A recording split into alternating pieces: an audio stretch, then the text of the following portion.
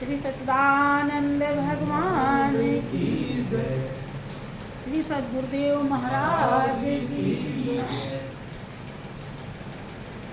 मीरा के लिए फिर आगे प्रसंग आता है कि उनके माता पिता कुछ ही दिन के बाद माँ सिधार जाती है।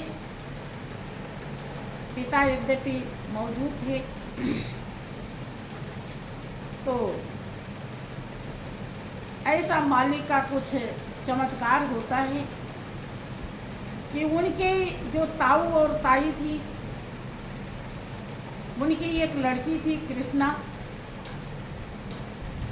कृष्णा शादी योग्य हो जाती है। मीरा तो अपना पति परमेश्वर सब मूर्ति को ही समझती थी। कृष्णा की शादी के लिए उसके पिता भी वर ढूंढने जाते हैं और भाई भी ढूंढने जाता है। संजोग से दोनों ढूंढ लेते हैं और दोनों शादी निश्चित कर देते हैं। मालिक की ऐसी मर्जी रही कि शादी एक ही डेट पर निश्चित होती है और जब दोनों लौट के आते हैं तो अपनी अपनी कहानी बताते हैं। पता चला कि अब तो मामला बहुत बिगड़ गया है। अब क्या होगा? लड़की एक है और बारात दो आएगी और कोई ऐसे तैसे की बात नहीं, बात राजा की है। सर कटा सकते हैं लेकिन सर झुका सकते ही नहीं। अब क्या होगा? मीरा के पिता वो ताऊ बहुत दुखी होते हैं लेकिन कर क्या सकते हैं। अब बारात आने का समय भी आ गया, डेट है। कृष्णा को पता है कि अब हमारी शादी होगी। सहेलियां कृष्णा को सजा रही थी, मंडप भी सजाए गए, बारात दो जगह ठहरा दी गई, बारात आ गई। एक दूसरे को पता नहीं कि बारात दो आई है। वो बाराती उसको नहीं जानता और वो बाराती उसको नहीं जानता। तब कृष्णा के पिता कृष्णा के पास आते हैं जहां वो सजाई जा रही थी। तो वहां से सखी सहेलियां हट जाती हैं क्योंकि राज दरबार का नियम है, अगर राजा आता है तो वहां और कोई नहीं रहे। जैसे हट जाती हैं, कृष्णा के पिता कृष्णा को एक हीरे की अंगूठी दे देते हैं और कहते हैं कि बेटी तुम एक हो, बारात दो आई है। क्योंकि आज का जमाना नहीं, शादी के पहले लोग बात करने लगते हैं, सब मेल मिलाप हो जाता है। पहले ऐसा नहीं था, उन्हें पता ही नहीं था कि बारात दो आई है कि एक आए। कृष्णा को जब कृष्णा के पिता बताते हैं और वो देते हैं हीरा, कहते हैं बेटी लो, अब इज्जत तुम्हारे हाथ है, तुम एक हो, एक से काम चल जाए तो ज़्यादा अच्छा होगा और नहीं 1000 मर के भी छुट्टी नहीं मिलेगा।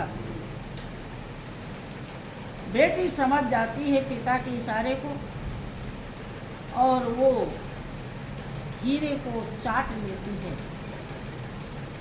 बताया जाता है कि हीरे में जहर होता है और जब चाट ली तो तुरंत ही सब नस का संचार रुक जाता है और उसकी चीख निकल जाती है। उसके पिता घूम कर देखते हैं कि काम हो गया और फिर दौड़ कर जाते हैं, वो गिर जाती है और बाराती को खबर देते हैं कि लड़की मर गई है। एक बारात वापस चली जाती है कि जब लड़की ही नहीं है तो फिर बारात किस बात। लेकिन जब दूसरे बाराती को खबर देने जाते हैं तो वो कहते हैं कि जिंदा नहीं सही तो मुर्दा ही।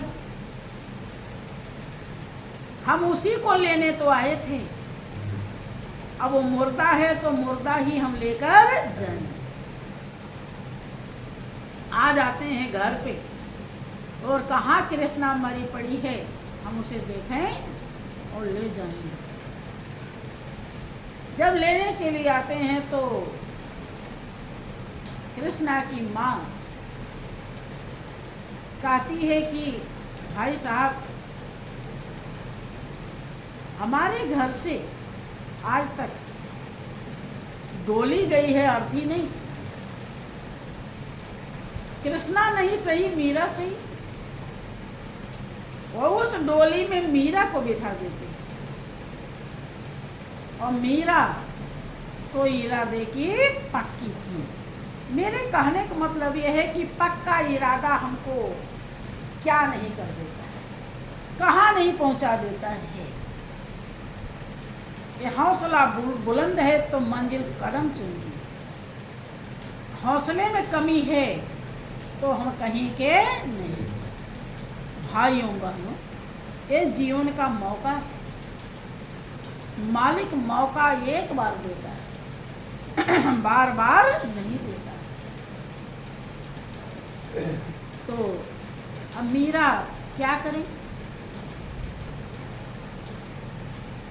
मीरा तो सोचती जा रही है कि मेरे तो गिरधर गोपाल दूसरो न कोई, और जाके सिर मोर मुकुट मेरो पति सोई। कि मेरा तो भरतार मिल गया है, अब दूसरे भरतार की क्या जरूरत है।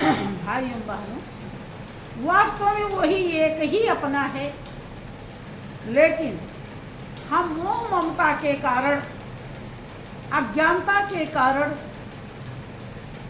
हम इस दुनिया से इतना प्रीत लगा लेते हैं, इसके लिए इतना परिश्रम करते हैं, खून पसीना बहाते हैं कि इससे अलग होना असंभव हो जाता है। क्योंकि इसकी जो सेवा है, सेवा ही हमें लगन लगाती है, बिना सेवा के लगन लगती नहीं। सेवा से ही प्रीति दृढ़ होती है। महापुरुष यही समझाते हैं कि यही सेवा अगर आपने गुरु चरणों में किया है तो गुरु से प्रीति हो जाएगी। गुरु से लोगों को प्रीति क्यों नहीं होती? क्योंकि उन्हें कभी अपना समझा ही नहीं। उन्हें फॉर्मेलिटी, जैसे और फोटो मूर्ति है, फॉर्मेलिटी हम करते हैं, ऐसे गुरु को भी हम फॉर्मेलिटी करते हैं। लेकिन ध्यान रहे, और मूर्तियाँ कोई ज्ञान देने के लिए नहीं आई, लेकिन गुरु महाराज जी ज्ञान देने के लिए आपके घर पर आए, और वो ज्ञान दिया है जिसकी परख करने के बाद फिर दूसरे ज्ञान की जरूरत है।